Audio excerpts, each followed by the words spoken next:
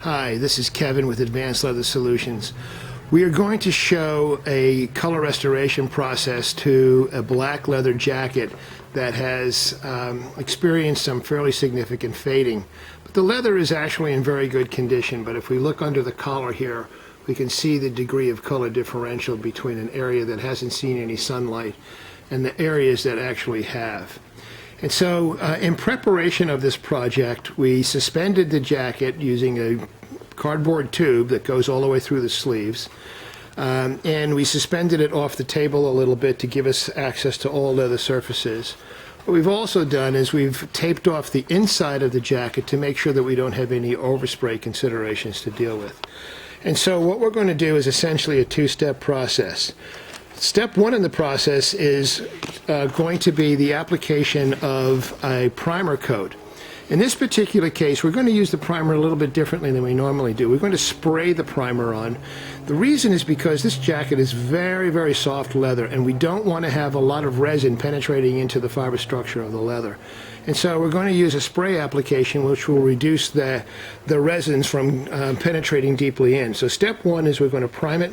Step two then is we're going to then apply the color coat to it. And then step three, we're going to apply a clear coat, which is a protective coating. And so Josh has got the airbrush in his hand, and we're going to demonstrate the application of the primer coat as the first step in the process. And when Josh has finished this process, we're then going to move ahead and begin applying the color coat, and we'll pick up the video at that point. We are now completed the priming step, and I want to review what we did with the primer and why we did it. Normally speaking, we do not recommend that you spray primer on to leather because the whole purpose of a primer coat is to promote quality adhesion. So normally we rub it on. But in this particular case, we wanted to maintain the softness or tactile presence of the leather. And so consequently, we used a spray-in process that doesn't have the primer dive deep into the fiber structure of the leather. So now we're on to the next step, and the next step is a color application. And so Josh is now going to begin using an airbrush to apply color.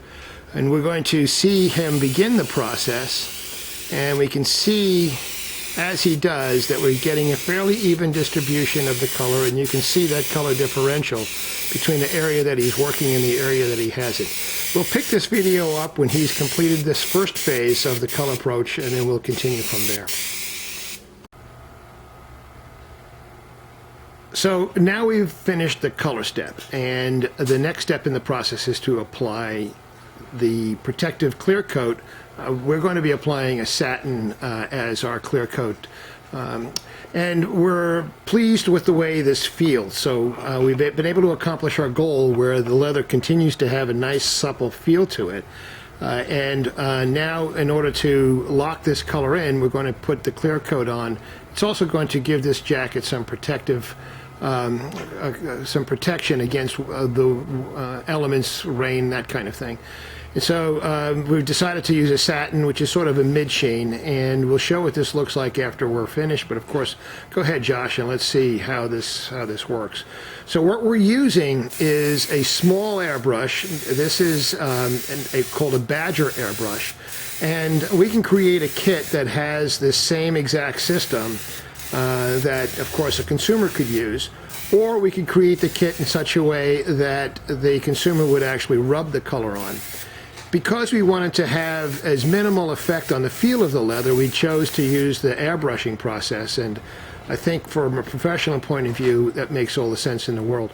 But if you don't have the capability or desire to use an airbrush, well then we certainly can produce a kit that is a rub-based system. But in any event, you can see as we're going through this process, it's not all that complicated to use an airbrush to accomplish the goal. So carry on, Josh, and we'll take a look at this when we're all done. So now we have applied the top coat. So let me review process. The first thing we did was prime the leather, which promotes quality adhesion of the color coat. We then applied the color, and in both cases we did that using an airbrushing process. And then finally we applied a clear coat, which is a protective coating that gives the jacket both its sheen as well as a degree of moisture resistance. Now we're doing one last step. Now in this step, it really is not necessary, but we like to do this anyway. And the whole idea is to help improve the feel of the leather. So what we're going to be doing is something that we call an application of polishing paper. Polishing paper is a very, very, very low grit sanding tool that is used predominantly for sanding gems and things of this nature. And the idea is any residual grittiness that may have been on the leather as a result of color drying on the way to the leather from the airbrush is resolved with this polishing paper. Once this is done, we're going to let everything sit for 3 days to allow the whole color coat to cure up fully.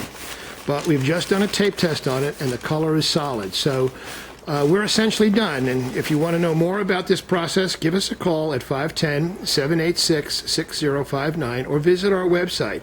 That is Advanced Leather Solutions, which is www.advleather.com, or our do-it-yourself site, DIYleathersolutions.com. Thank you.